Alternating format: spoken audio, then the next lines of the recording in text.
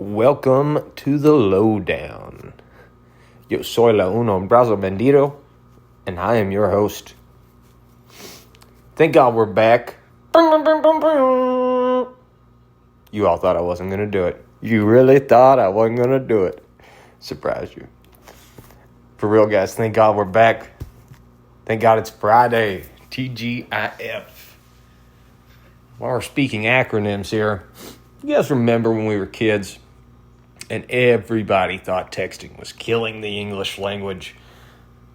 You had Raffle LMAO all put together. Everybody that was over 20 years old hated it. I think everybody my age got a good lecturing about texting and writing correctly. Well, it's funny that that's how we used to feel about phones, because now the only time anyone is reading or writing anything is through their phone, through their social media, through text. And buddy, if you make somebody mad in 2025, you just pay attention to what kind of text you get, because you'll get the most grammatically correct, punctuated, long storybook of a text you've ever gotten. So I think texting and social media might just be saving the English language right now. Don't hold me to that, but I think so. Guys, I said thank God we're back. I think I'm going to do that every morning. It's something super easy. I won't spend as much time explaining it as I do today, but, probably not a lot of people out there that are just going to hear that praised out loud around them. So, you did now. You heard it right here. And if I can send up a little thank you with all the things I got going on, I'm pretty sure you can. I'm 99.9% sure you could do it. And it makes you feel better. I think half the game is just doing little things that make you feel better. Even if it's a placebo effect, you just get a little something going, a little magic happening in your life. I'm going to shout out John Smith. He's a guy that was a nurse. He come in, we really connected, and I never have had a conversation or interaction with him where he doesn't praise God. And it has stood out in my brain. It's really something. So, John, if you're listening, and I hope you are, man, I hope you have the greatest day. Let's get right to it, people. Let's get right freaking to it. Okay, so the most recent thing is I took a citizenship test. Actually, a bunch of us did. My wife, everybody. Ours was 75 questions long. And it was a little more intense than you would like. But if I had to study it to become an American, well, it's a no-brainer, right? It's done. Consider it studied. I took it in bed, took it quick. When I got done, the results told me I should run for presidency, that I had an infinite amount of knowledge about America and its laws.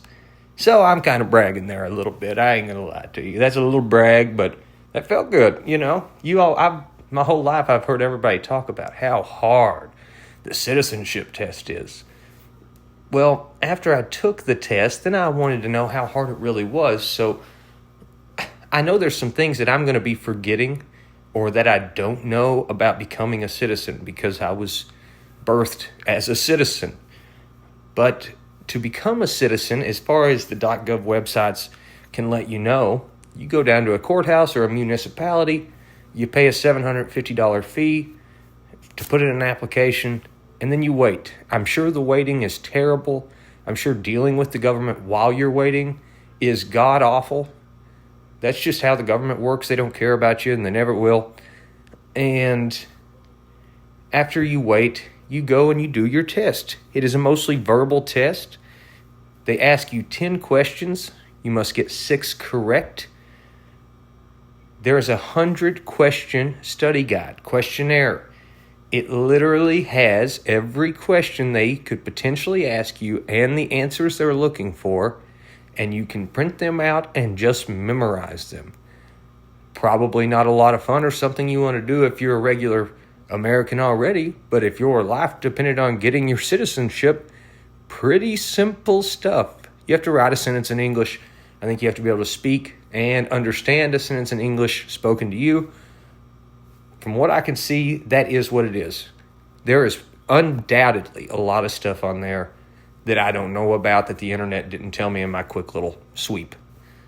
But I thought that was interesting because all my life it's been made out to be this impossible test, and a regular American couldn't even pass this test.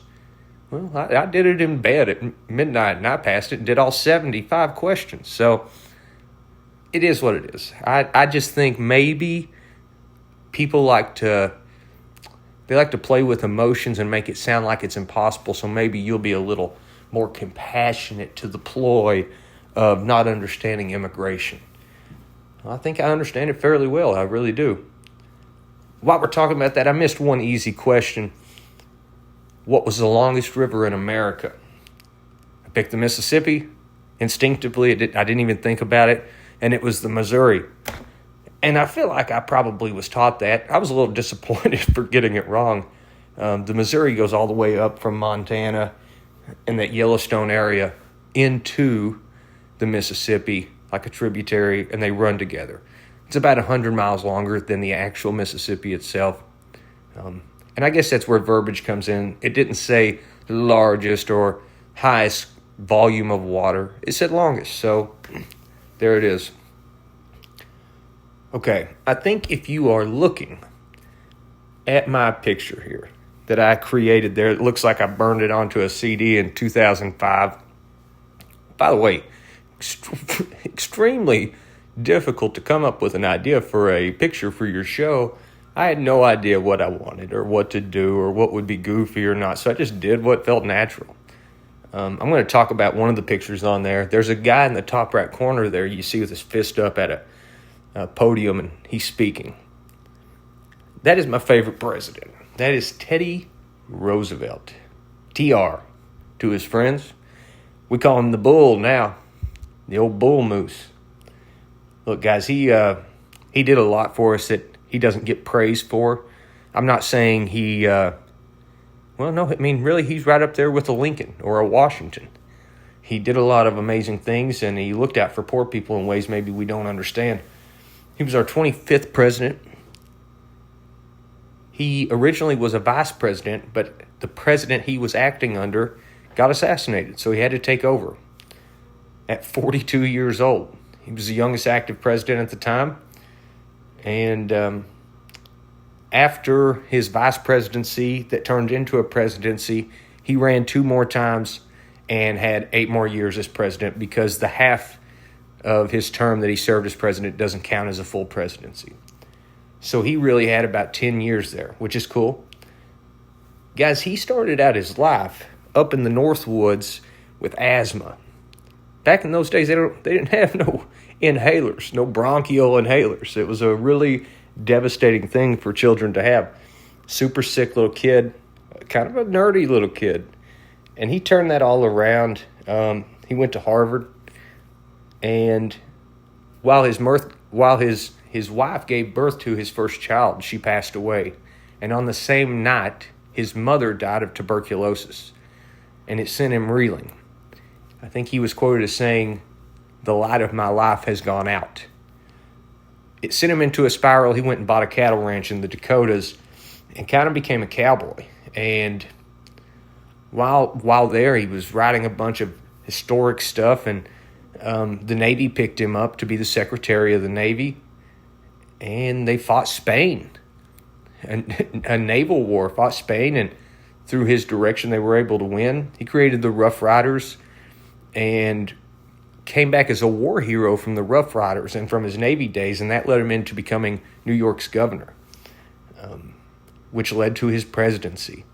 But guys, he came up with the National Park Service, public land. The idea for the Panama Canal was him. He won a Nobel Peace Prize. He explored the Amazon and nearly died. He really did things that we just don't even fathom anymore. It's hard to even comprehend a life like that in today's world. Guys, we got 10 seconds left. That went by so quick. I had fun. Song of the day is Carole King, I feel the earth move.